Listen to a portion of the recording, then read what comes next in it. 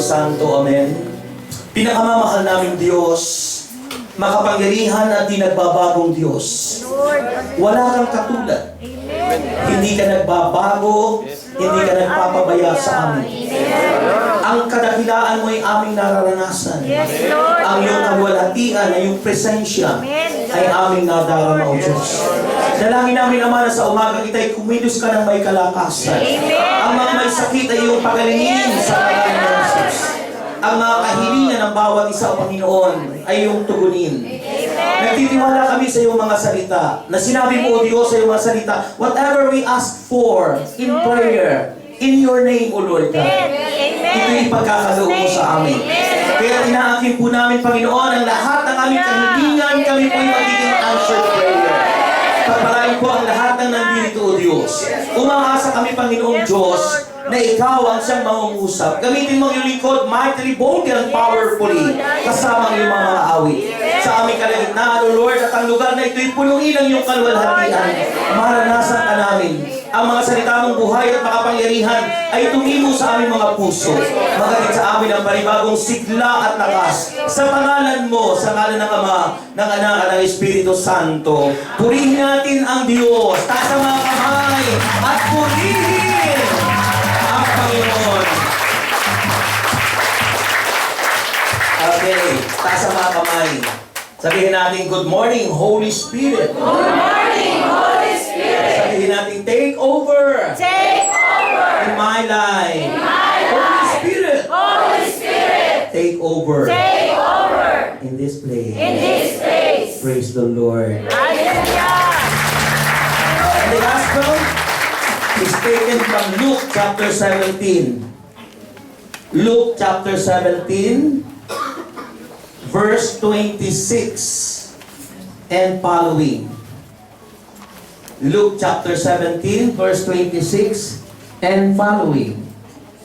And it says, just as it was in the days of Noah, so also will it be in the days of the Son of Man.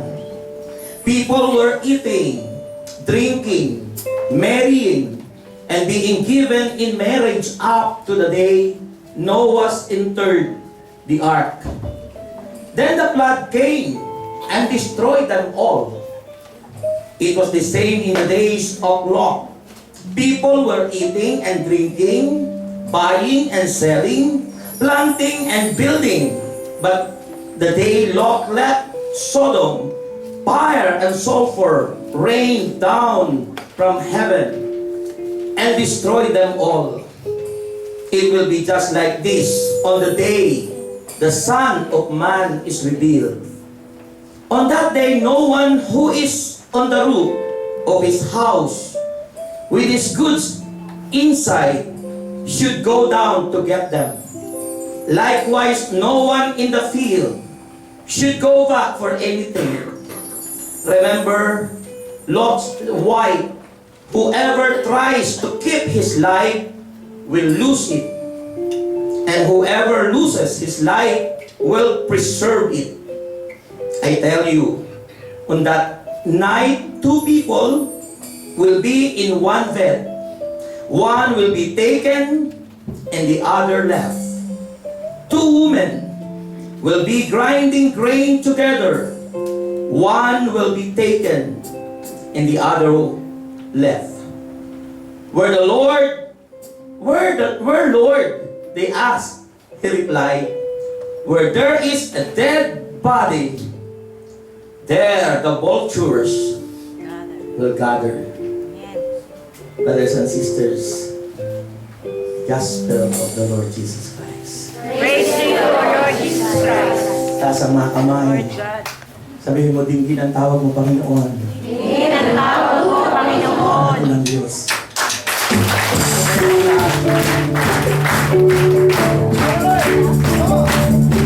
Everybody.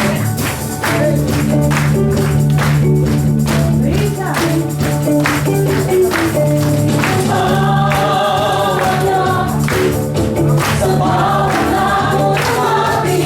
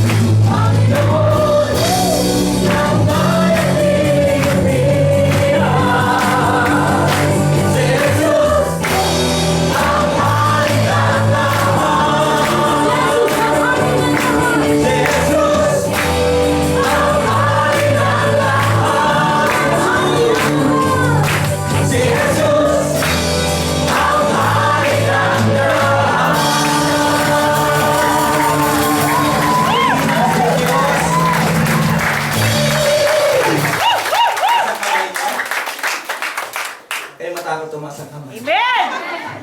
Alam mo sabi ng Biblia? Masikip ang patungo na daan sa langit. Amen! Pero maluwang ang daan patungo sa kapahamakan. Amen! Kaya alam nyo, kitang-kita ng Diyos yung mga taong nagreklamo, yung mga taong, ano mo dyan tayo tinitest ni Lord. Yung ating humility hanggang sa kanyang pagbabalik.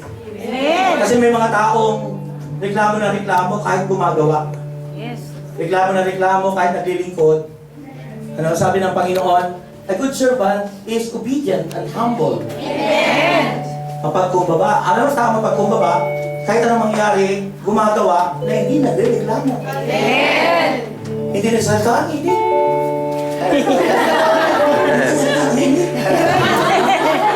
Kasi whatever we proceeded in our mouth or in our lips, ano po, nalilin ng Diyos. Amen! Kailangan be quiet. Ano? Kailangan tahimik lang tayo. Hindi na dapat magsalita kasi hindi magiging kredito sa atin, mawawala yung blessing ni Lord para sa atin. Tandaan nyo dapat lahat ng ginagawa natin, it must always credited in our records in heaven. Para pagdating ng judgment set of Christ, we will be judged according to what we said or what we say or what we done. Yung ginawa natin dito sa lupa. Kaya masarap po, kapag naglilingkod tayo, ano mga hirap at sufferings, ano? Yes, Lord. Yes. Pagtitiis. Amen. Kailangan doon na tayo tinitest ni Lord. The test of faith, Amen. test of obedience, test of submission. At pag tayo pasado dyan, ano mga pasado, yun ang itinataas ni Lord. Amen. Pero hindi nakakapasa sa pagsubok, baksak lang yun. Amen. Saan ba baksak yun? Sa impyerno. Kaya mga kapatid, masarap. No? Yung mga inaalaw ng Diyos, God is always in control. Whatever happen in our lives, Lord. ang Diyos ang may kapahintulutan niyan. Amen. And Lord. remember, God is watching us. Amen. Yung nanonood sa atin ng Ama at ang Anak, Amen, God. but the Holy Spirit is here, Yes. working to each and every one. Amen. Amen. Amen. Kaya yun ang dapat natin tandaan. Amen. Sino ang kasama natin sa lupa? Ang Espiritu Espiritu Santo. Santo. Yes, Lord. Pero yung Ama at ang Anak nakaluklok sa kanyang trono, Amen. watching to each and every one Amen. kung ano ang inyong ginagawa. Yes, Lord. Kaya Glory mga to kapatid, God. paliwanag at sinasabi ng Bible. Our topic for today is Jesus is coming. Are you ready? Sabihin Amen. mo sa iyong katabi.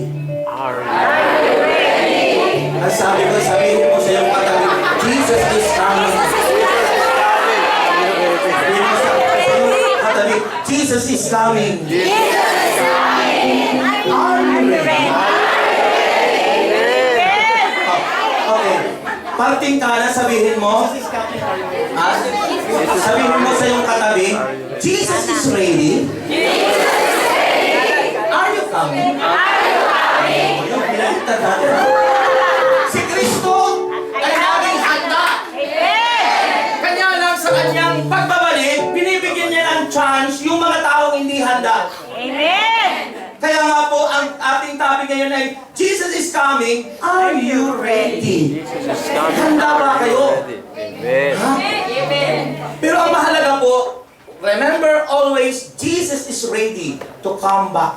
Amen. Laging nakahanda po ang Panginoon. Pero sinasabi niya sa mga salita ng Diyos, hindi pa niya ginagawa ang mga bagay na yun dahil binibigyan niya ng pagkakataon ng lahat Yes, God. para magsisi, Amen. para maghanda at makasama sa kanyang pagbabalik. Amen. Dahil gusto ng Panginoon lahat maligtas. Alam mo, ang sarap ng pagtitingnan niyo ang Panginoon. Ang sarap niya. Ang Diyos laging nagbibigay ng chance. Pero sa tao minsan, ayaw nating magbigay ng chance. Diba? O totoo po, tandaan niyo, ang tao minsan, ang tigas natin minsan mas mahigpit pa tayo sa Diyos. Amen. Alam niyo, sa isip ko, sa paglilingkod ko sa Lord, ang lahat ng tao may katapusan. Ang Diyos lang ang walang katapusan. Amen. Ha? Lahat tayo ay aalis sa mundong ito, lilisan. Pero mahirap po pag tayo nandito lumisan, na daming taong galit sa iyong paligid. Nalingkod tayo ng Diyos, halimbawa, pagkatapos ang daming galit sa atin, napakalungkot nun. Hindi ka pasado. Pagharap mo sa Panginoon, sasabihin sa iyo ng Panginoon, hindi kita nakikilala. Tumayo kayo sa akin, mga mapagawa ng masama. Kaya masarap maglingkod na. Kung ang Diyos ay Diyos na mapagbigay, nagbibigay ng tsansa, bakit di natin magawa? Di ba? Di lang tao. Bakit minsan gusto natin tayo lang? Ba't di natin bigyan ng chance ang iba? Pero ang Diyos always giving chance to each and everyone. At yun ang tandaan nyo mga kapatid. Tayong lahat ay lilipas. Tayong lahat ay mawawala. At pag tayo nawala sa mundong ito, haharap tayo sa Panginoon. Ang titingnan ng Panginoon doon, hindi kung ano tayo eh. Titingnan ng Panginoon pagharap natin doon ay, what have you done in this world? Ano ba ang ginawa mo sa mundo ito? Ano nga ang sarili? Kaya ang ginagawa niyo, tama ba? Umali. Yung ba inyong pagiging Christian or Katoliko, yung ginagawa niyo ba? Tama? Umali. Kasi masarap maging Kristiyano kung totoo tayong sumusunod sa kanyang kalooban. Amen. Ikit yung muna ang inyong mga mata. Nilagay nyo kanyang kamay sa inyong dibdib. Kasi nararamdaman ko ang presence ng Diyos dito. Amen. God. I Yes, feel the Lord. glory. To God. I feel the presence of God. Hallelujah. Amen, God. And God is faithful. To God. Faithful to each and everyone. Amen. Sipin nyo ang Diyos, nagbibigay ng chance sa atin. Kahit tayo gaano karumi, Yes, gaano Lord. kalaki ang ating kasalanan. Yes, Lord. Hindi na tinitingnan. Amen. Pero tingnan nyo tayo, minsan tayo mga tao, nakikita natin yung kapintasan ng ating kapwa. Lord God. Nakikita natin yung napakaraming kapalpakan ng bawat isa. Yes, Lord. Pero ang dami-dami nating kapintasan na ang Diyos ang nakakakita. Amen, God. Di natin Hallelujah. pinapansin ang ating sarili. Bakit hindi mo ngayon pagnilayan? God. Bakit hindi mo ihanda ang sarili mo? At yan ang nais ng Diyos. Nais ng Panginoon, gumaganap tayo Amen, God. ng mga bagay sa lupa. Lord, Ayon sa kanyang nais. Amen. Just believe. Hayaan mong maranasan at mapuno ng kanyang kalalatian ang iyong puso. Yes, Lord. Hallelujah. Hayaan mo lang. Hallelujah, Lord. Let the power, let the anointing of God Yes, Lord. to move in your heart. Hallelujah. Release whatever hindrances Yes, Lord. in your heart. Hallelujah. Release it. Hallelujah, in Jesus' name. Huwag mong hayaan na masayang ang lahat ng iyong ginagawa. Hayaan mo, bawat gagawin mo, i-credit ko sa iyo. Yes, I-credit God. in your book. Yes, Lord. Hallelujah. Huwag mong hayaan masayang araw. Open your hearts to Him. Amen, God. Open your heart. Hallelujah. You are beautiful beyond description. Lord, hallelujah. So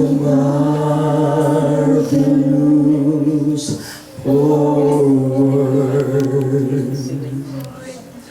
Too wonderful for comprehension. Like nothing ever seen or heard. Who can cry your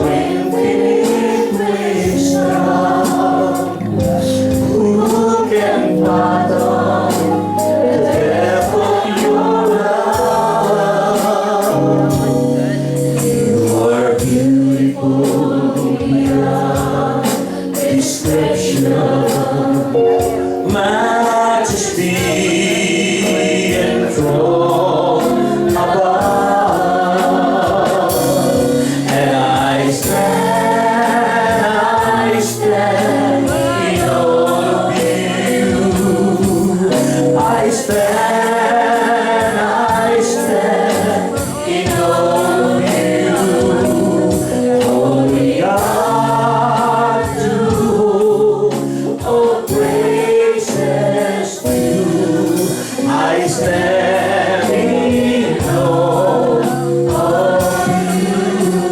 Raise up your hands. Raise up your hands. Let's feel Him. Let's feel Him. Glory to Christ Jesus. Hallelujah. Namnamin po natin ang mensahe ng awit. Describe God in your life. That you are beautiful beyond description. Amen. No one can describe the Lord. Yes. But remember, Hallelujah. His glory, His presence. Amen. We always feel Him every day. Lord God. And we need to give Him thanks. Whatever happened in our lives. Hallelujah. Ano mang nangyayari sa buhay. Mahirap man. Madali man. Hallelujah. Ano man ang mangyari. Amen. Yes. You Yes. are beautiful beyond. Amen. Beautiful beyond description. From your heart to our blues forward. Worship from your heart to wonderful comprehension. Like nothing ever seems or heard. Who can grasp your infinite wisdom? Who can fathom the depth of your love? You are beautiful beyond descriptions, majesty and throne above. Raise up your hands, and I stand. Everybody, worship the Lord. Hallelujah. I stand. I stand in awe of you, Holy God, to whom all praises due. I stand in awe of you. I stand in awe, and I stand in awe of you. I stand in awe of you, Holy God, to whom all praises due. I stand in awe of you. I stand in awe of you. I stand in awe of you. Lagay mo rin ang iyong kamay sa iyong puso. John chapter 14 from verse 1. It says, do not let your hearts be troubled. Amen, God. Yes, Lord. Many Christians are trouble-hearted. Amen. Gulong-gulo ang puso't kalooban. Yes, Lord. They are not prepared for the coming of the Lord. Maraming kaguluhan sa puso. Maraming kabalisan. But Jesus said, do not let your hearts be troubled. Trust in God. Amen, Saan God. ba tayo nagtitiwala? Sa ating malaking sweldo? Saan ba tayo nagtitiwala? Sa iyong partner sa buhay? Kanino tayo nagtitiwala, mga kapatid? Lord God. But remember, without God, we are nothing. Amen. Everything na iyong pinagtitiwalaan, kung hindi siya ang Diyos, it is useless. Yes, Lord God. Kaya sabi ng Panginoon, trust in God. Amen. Magtiwala kayo sa Diyos, sa Amang nasa langit. Hallelujah. At ang sabi ng Panginoon, trust also in me. Amen. Magtiwala kayo sa Diyos, Ama, kay El Shaddai, at magtiwala rin kayo sa akin, wika ni Amen. Jesus. God, yes, Lord. Glory to God. At ang wika niya, Hallelujah. in my Father's house are many rooms. Amen. Maraming tao balisang-balisa dahil walang bahay sa lupa. Kapatid, the promise of God, in my Father's house are many rooms. Amen. Hindi man dumating ang bahay mo sa lupa, huwag kang Amen, mabalisa. God. Yes, Huwag kang Lord. magmadali. Hallelujah. Huwag mong ituon ang iyong isip at puso sa mga bagay na pansamantala na mawawala na di mo maatadala sa kaharian ng Diyos. Yes, Lord. Hallelujah. Amen, God. Dahil sabi ng Panginoon, in my Father's house are many rooms. If it were not so, I would have told you. Sinasabi ko sa inyo, wika ni Jesus, I am going there to prepare a place for you. Amen. Nandun na ang Panginoon. At ang purpose ni Jesus is to prepare a place for each and every one of us. At ang sabi niya, and if I go and prepare a place for you, I will come back. Babalik ako. And take you to be with me, Amen. that you also may be where I am. Yes. Hallelujah. Babalik ako at kayong lahat ay susunduin ko. Amen. Kayong lahat Hallelujah. nananalig, sumampalataya Amen. sa aking Yes, wika Lord. ni Jesus. Hallelujah. Amen.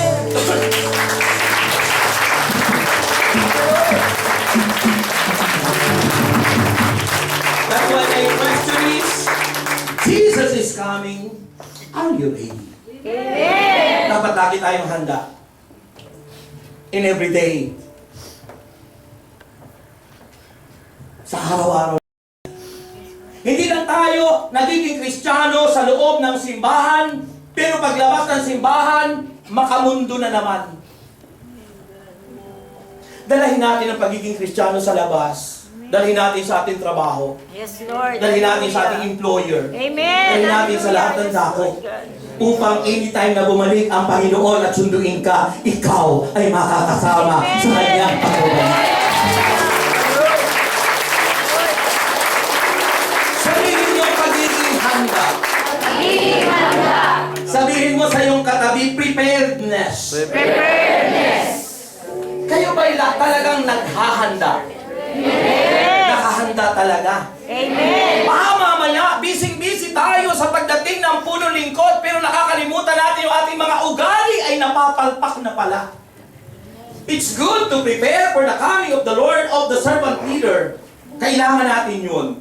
But don't forget being our character in front of the Lord. Baka mamaya, may taong nasaktan na tayo. May taong napagsabihan natin at nasaktan ang kalooban natin. Handa nga tayo sa pagbalik ng pagdating ng puno lingkod. Pero yung kaya sarili natin, in confrontation of our fellow servants, in confrontation to our fellow Christians.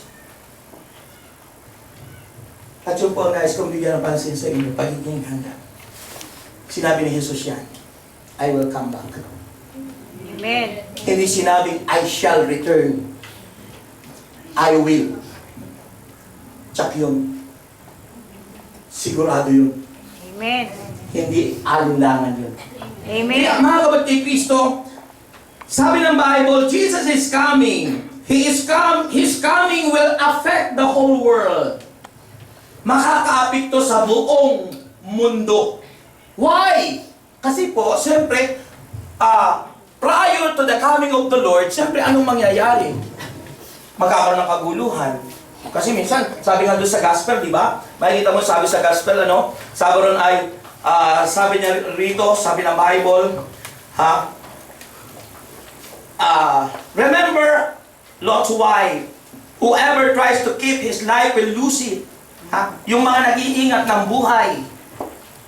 Yung laging pinahahalagahan ng sarili. Nasasaktan ang kapwa dahil sa pagpapahalaga sa sarili. Walang pagtitiis. Walang sufferings. Kung magsalita, gano'n na lamang sa kanyang kapwa. Mga kapatid, sabi ng Bible, I tell you, on that night, sinasabi ko sa inyo, sa gabing iyon, sabi niya, two people will be in one bed. Kung maaaring magkasawa yun, isang kama lang, magkatabi sila. Two people in one bed. So, maaaring mag-asawa yun. One will be taken away and the other left. Alin ang tinutukoy dito yung pagbabalik ng Panginoon? Prior to the second or final coming of the Lord, ano ba ang mangyayari sa umpisa? Yun yung pag-agaw. Yung sabi ng Panginoon, ang tawag sa ating bilang Katoliko is parousia. Pag-agaw. Sa ibang sekta, rapture.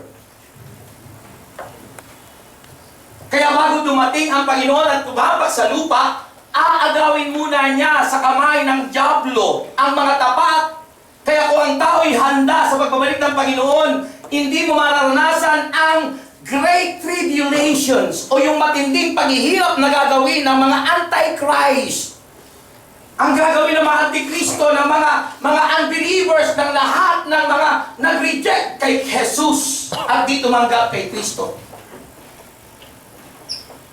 Ay kung ang piloto, sa bawat eroplano, dalawang piloto niyan. Isang naka-standby, isang nag-ooperate. Eh kung Kristiyano yung nag-ooperate, bigla siyang kinuha, di babagsak yung eroplano. Kaya sabi ron, the coming of the Lord will affect the whole world. Kasi magkakaroon ng kaguluhan. Bigla ko ikaw ay tapat na Kristiyano, yung asawa mo hindi tapat, mawawala kang bigla. Magkatabi kayo sa kama, sabi rito, mawawala yung isa. Kinuha ka na ni Lord. Nilagay ka na sa alapaap kasama ng mga tapat. Hahanapin ka ng asawa mo, nawawala. Affect the world, the final coming of the Lord Jesus Christ. Amen. Dahil yung mga handa, walang mararanasang hirap na gagawin ng kaaway sa mundong ito. Amen. Pinakita ng gospel, dalawang tauhan sa Bible o mga pangyayari in the Old Testament time. Sabi ng Bible, mga kapatid, Kristo Jesus, Jesus then used two Old Testament events to illustrate the certain, ibig sabihin, tsak, na pagbabalik ni Jesus. The certain and the suddenness yung biglaan, na pagdating ni Jesus, wala nakakaalam nun, magugulat ka na lang, kaya dapat tayo laging handa. Amen. Hindi yung pagkasimba natin, handa nga tayo pagdating, paglabas ng simbahan, hindi ka na huli handa, pumunta ka na uli sa kamunduhan. At ang nakakatakot niyan, I pray na yung mga kasama niyong di nyo naman asawa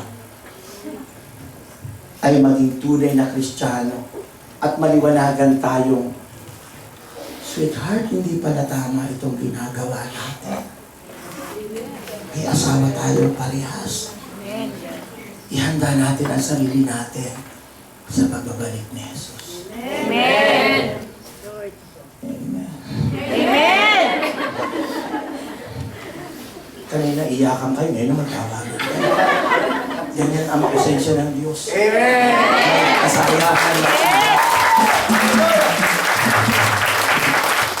Sinasabi ng Panginoon, ini-illustrate niya ang pagdating ng Panginoon, certain and the suddenness of His coming. Abi ang una, ang pagdating ng Panginoon ini-illustrate tulad ng naganap kay Noah. Ang pagdating ni Noah, ano ang ginawa? Baha, tubig. Ang mga tao pinagtatawanan si Noah. Noah is a preacher of righteousness and humility. Ang ipinapahayag niya ay para pagbabakumbaba, pagiging matuwid ng tao. Pero ang mga tao dahil sa kanilang kasamaan, ayaw nilang makinig. Ayaw nilang maniwala. Pinagtatawanan yung preacher. Hanggang sa dumating bigla ang baha. Walong tao ang naligtas lang doon. Si Noah, ang kanyang mga anak at ang kanyang manugang. Lahat-lahat sila'y 8. At isinama inutusan si Noah ng Diyos na si Yahweh na maglagay doon sa arkong yun ng mga paris-paris ng hayop. Naligtas 8 tao. Nung basahin ko yung Bible, sabi ko, buti pa yung mga hayop naligtas. Walang kaluluwa, walang isip na tulad sa tao. Pero sila'y naligtas. Papayag kaya yung ibang mga tao na madaig pa siya ng mga hayop na naligtas at siya ay mapahamak sa impyerno? Ako hindi papayag nun. Alam nga maligtas yung daga, ako hindi. Naligtas yung pusa, ako hindi. Okay lang kung woman ka o ako. Tama lang yun. Pero Kung hayop, maliligtas, tapos ikaw na nag-aalaga ng hayop mo, ikaw hindi ligtas. Mga kapatid, tandaan nyo, sabi ron, certain and suddenness coming of the Lord. Ha? Pinagtawanan, wawala lang naligtas. Second illustration ni Jesus, the Sodom and Gomorrah. Si Lot, at doon po, sa pangyayaring yon, hindi apoy, hindi tubig, kundi apoy. Asupre. Sabi ng Panginoon, pinangako niya, hindi ko nagugunawin ang mundong ito sa pamagitan ng tubig. Pero sinasabi ng Bible, itong mundong ito ay mayroong magaganap na pangyayari. At tayo nga'y pinaghahanda. Pinapakita rito, apoy ang pinadala doon sa destruction of Sodom and Gomorrah. Pinaunahan ng apoy. Dahil sa napakatindi po na kasalanang ginagawa. Sinerge ko yung Sodom. Ang sodomy, not only homosexuality, but included yung lesbianism. Kasama pong kasalanan yun. Yung bang nakikisama ka sa kapwa mo. Halimbawa kay babae, kapwa babae, nagtatali na hindi dapat gawin.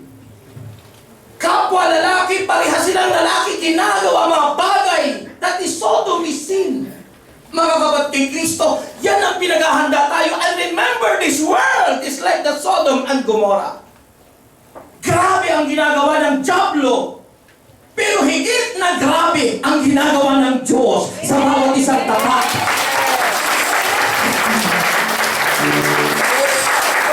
Praise the Lord! Mga kapatid, wake up my dear friends of God. Baka tayo nasa sitwasyon na ganyan. Remember, the coming of the Lord is certain. It is saddest, mga kapatid. Sabi nun ng Bible, mga kapatid, suddenness o yung bigla ba ay na twinkling of an eye, wika ng Bible. Kisap mata. Sipin mo, kumisap nga kayong lahat. Ganyang kabilis ang pagdating ni Jesus. Kaya nga po, sabi ng Biblia, mga kapatid, sinasabi sa ating gospel ngayon, ang pagdating ay katulad ng pagdating ang nangyari kay Noah. Ano sabi ron? Ang mga tao ay kumakain. O di ba kumakain tayo? Wala bang tao hindi kumakain? Kaya nga sabi nga kagabi ng si Kristo nga ay kain ng kain eh. Di ba? Lahat kain na, mamamatay na lang sa Jesus, kakain na naman. Last Supper. Nung mabuhay na maguli, nagpakita, ang tanong, mayroon ba kayo makakain dyan, isda? Sa lahat na magpapakita ng Panginoon, puro kainan. Tayo minsan, kain ng kain, kaya lalaki na ng ating mga kapatid. Sabi ng Bible, gano'n ang pagdating ng Panginoon, people were eating, drinking, kumakain, umiinom, nag-aasawa. Hindi ba lahat naman ay gustong mag-asawa? Mayroon na mga 80 years old na gusto pang mag-asawa. Ayun daw ang pagdating ng Panginoon. Ganun, katulad rin nyo yun, mga kapatid.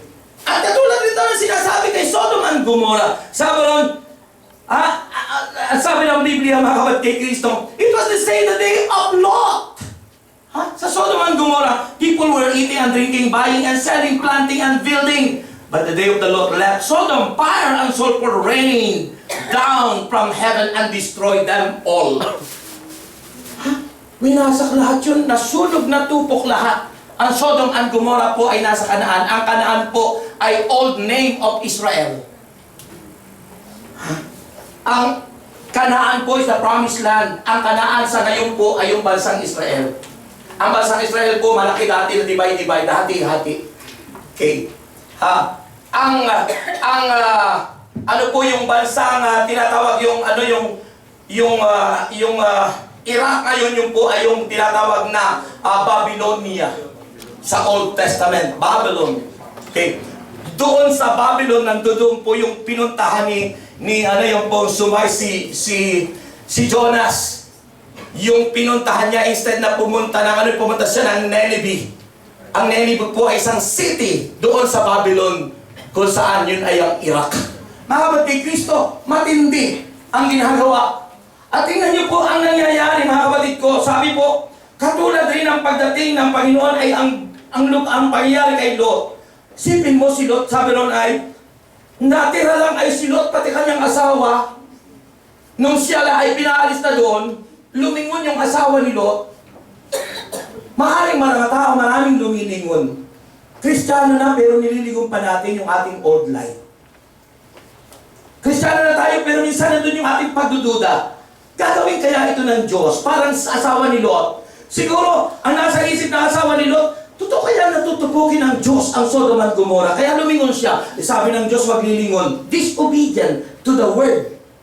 Sometimes that's our sin to God. We are disobeying the word of the Lord. Sa tithing na lang tayo, hindi tayo nakakasunod eh.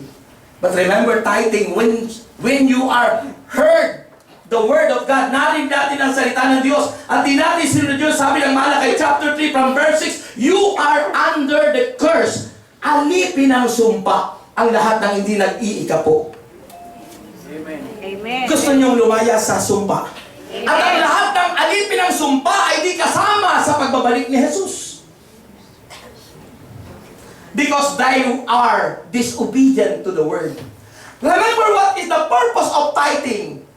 It is the purpose of God test for each and every one. To test us if you are truly obedient to His word. Yun ang ginamit ng Diyos na pag-test kasi doon napakahirap ang taong gawing sundin ang Diyos. Maraming utos ng Diyos, kayang-kaya natin sundin. But to give whatever. Minsan sa salita lang, Lord, I give all my life to you. Pero sasabihin ng Diyos, yun yung hinihingi ko sa iyo, 10%. Di mo kaya. Buhay mo pa kaya. Amen. Yes, Lord. Serving the Lord, brothers and sisters, is being obedient to His will. Kung tayo naglilingkod, at di naman tayo sumusunod, everything that we are doing are useless in front of God. They are not credited in our records in heaven. Walang lahat yan. Because the first and foremost, God is waiting for each and every one is to be obedient to His will or the Word of God.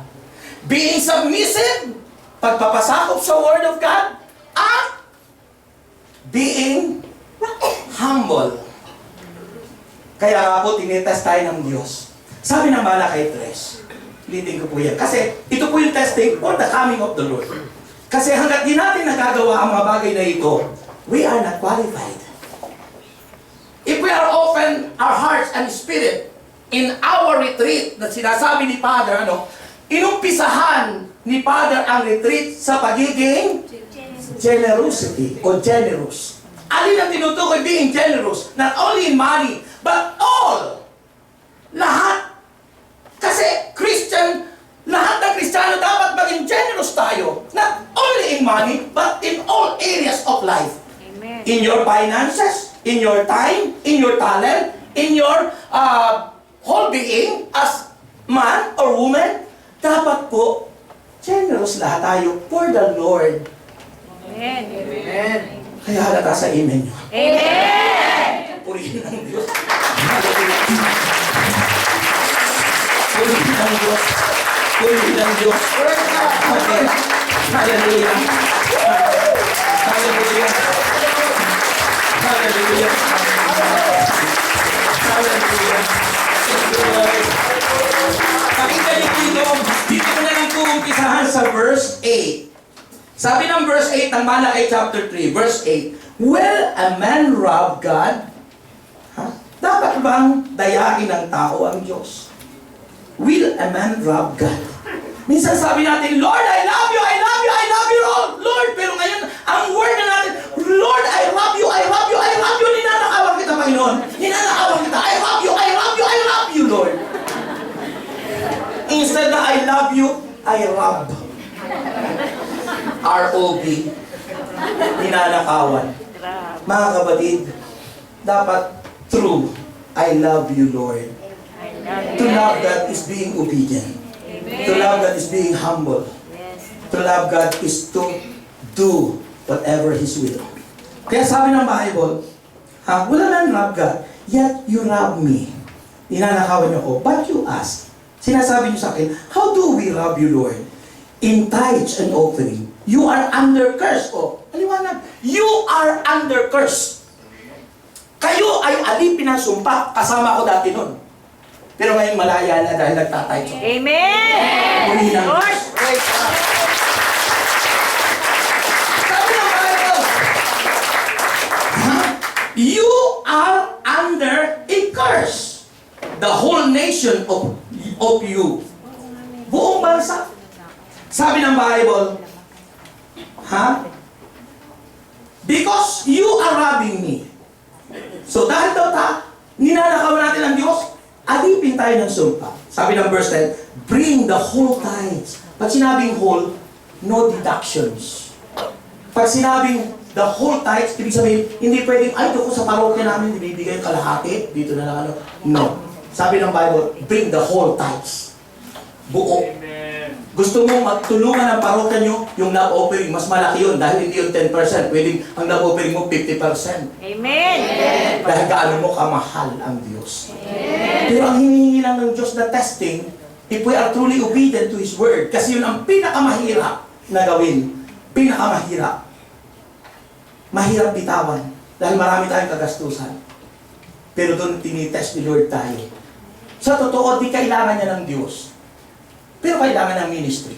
Ng lahat. Kasi inuutos ng Diyos para ipalaganap ang mabuting balita. Amen! Without giving tithes, hindi po mag-spread out ang Word of God sa pamagitan ng this ministry. Amen! Kung hindi kayo nag-iikapo, di kayo naglalam offering, hindi makakapunta ang servant leader dito. Amen! So many expenses, lahat-lahat. Not only 10,000, hindi lang 10,000, not only 50,000, but more than that, ang expenses. But brothers and sisters, nagaganap ang pagpapahayag ng salita ng Diyos because of every single cent na pinagtipon-tipon. Parang ikaw na rin yung nagpapahayag ng salita. Ang kanatahang kanon, nagiging kang malaya, inakalas ang sumpa sa iyo, at dahil ikaw ay wala ng sumpa, you are qualified in the coming of the Lord Jesus Christ. If you are under us, you are not qualified to the coming of the Lord. But if you are prepared, because you are doing the will of God, you are obedient, you are submissive, you are under the grace of God. You are qualified to the coming of the Lord Jesus Christ. Kaya nga sinasabi ng banal na kasulatan, be prepared. Maging handa po tayo sa pagbabalik ng Panginoon. Paano tayo magiging handa? Sabi ng Bible, be watchful and ready, a faithful servant. Ano ba yung faithful? Being obedient to the Word. Hindi pwede natin sabihin, Lord, ako po'y tapat na lingkod mo. Ay sinusuhay mo naman yung kanyang mga salita. Mahalin mo yung kaaway mo. Sabi ng Bible, pero hindi mo minamahal. Sinabi ng Biblia, mahalin mo yung asawa mo, hiniwalayan mo. Kapatid, hindi ganun. Being a faithful. So number 1, be watchful and ready as a faithful servant. Sinasabi yan ng Matthew 25:14 to 32. At sinasabi ng Matthew 24:42 to 44. Number 2, sabi ng Bible, kasi wala nang oras. Nasa introduction pa lang ako. Sabi ng Bible, number 2, sa paghahanda. Mga kapatid, we must eagerly, alam mo yung eagerly, masikasi ka talaga. Kahit puyat na puyat ka, babangon ka para gawin mo yung dapat na gawin. Amen! Lord! Kaya sabi ng Bible, we must eagerly expect His coming. Eagerly expect the coming of the Lord. Ini-expect mo ang pagdating ng Panginoon. Even in suffering, kahit na napakahirap, mga trials na dumadating sa iyo, even in suffering, maging patient tayo. Patient endurance, mga kapatid, sa pagbabalik ni Kristo, kahit tayo nahihirapan, kahit na naiinitan ka dyan, kahit ikaw ay nakangawit na, magtiis ka, magtsaga ka. Pagkatating ng Panginoon, and finally, hallelujah, anong kakaya? Ang aking nadarama sa tuwing mo ay nakikinig ka banal na salita. Nalala ko ang susi ng kanyang mga himala. Sa gabay ng lingon niyang pinapalala.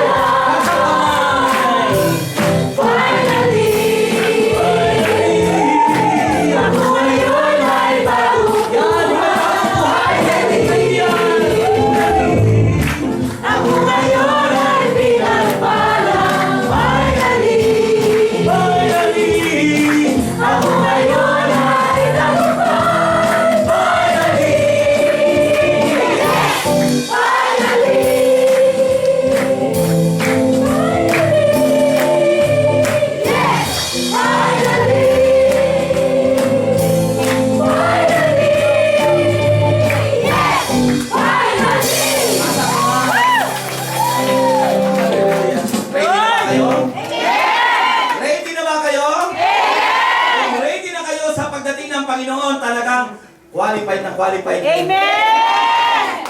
At talagang yung pagdating ng punong lingkod, Amen! grabe ang mensahe gagawin ng Panginoon. Kaya kung ako sa inyo, mag-aakay na ako ng 7. Alam mo bakit 7? Kasi very special number sa Diyos ang 7. Basahin niyo ang Biblia. Laging 7 ang sinasabi ng Panginoon. Very special yan. Kaya maghanda na kayo. Mag-akay kayo ng 7 kaluluwa bawat isa. Amen!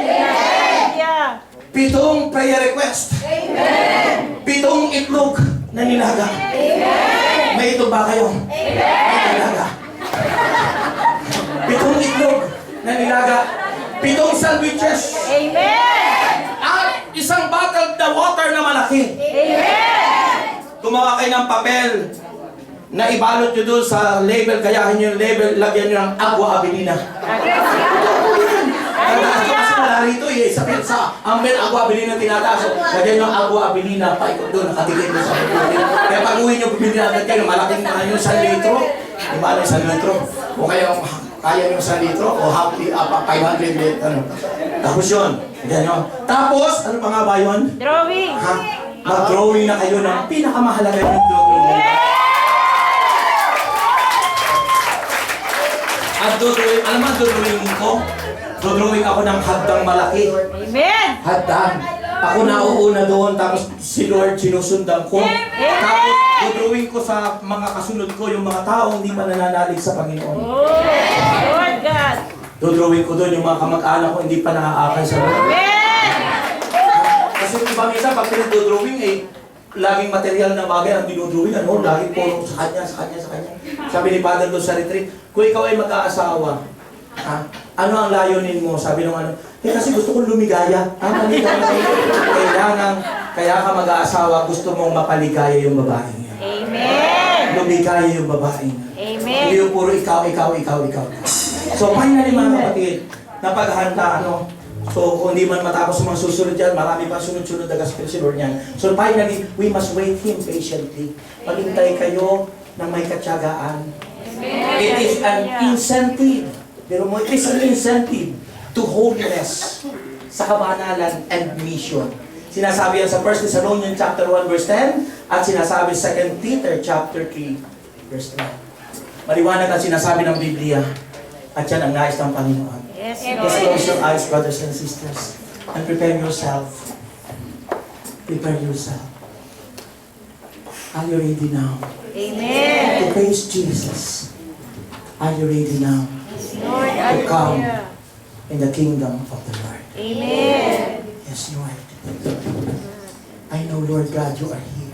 Amen! Hallelujah! Panginoon, dumaloy po ang iyong kapangyarihan. Dumaloy po, Panginoon. Amen! Someday we will be in heaven, standing in the presence Yes. of the Lord. Amen. Amen. He will reward those who obey, Yes, Lord. receive those who accept Him in their heart. Are you ready now? Are you ready now to face Jesus?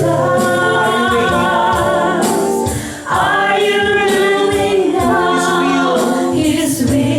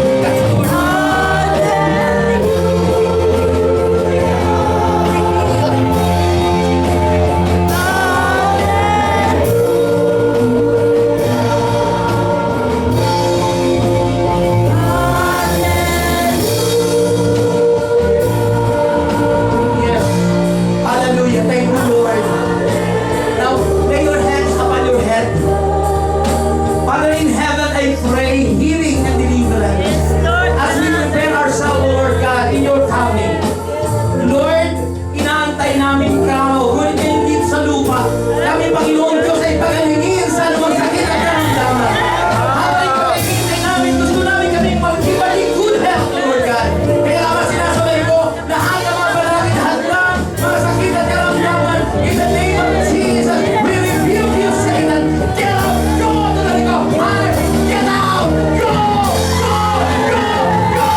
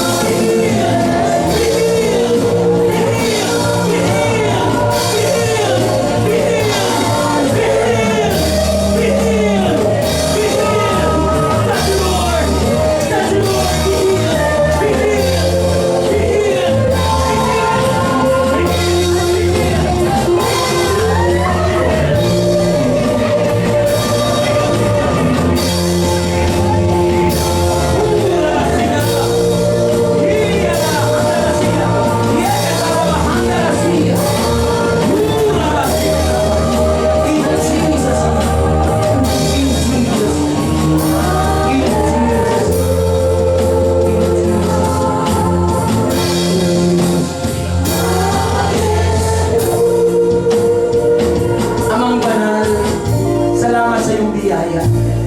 Salamat o Diyos sa kaliwanagan na kami dapat handa. Sinusubukan mo kami, Panginoon, sa pananampalataya. Sinusubukan mo kami sa pagsunod. Sinusubukan mo kami, Panginoon, sa pagiging humble. Lord God, nawa po ito'y maging katotohanan sa aming buhay. Makapasalawa kami lahat, O Diyos.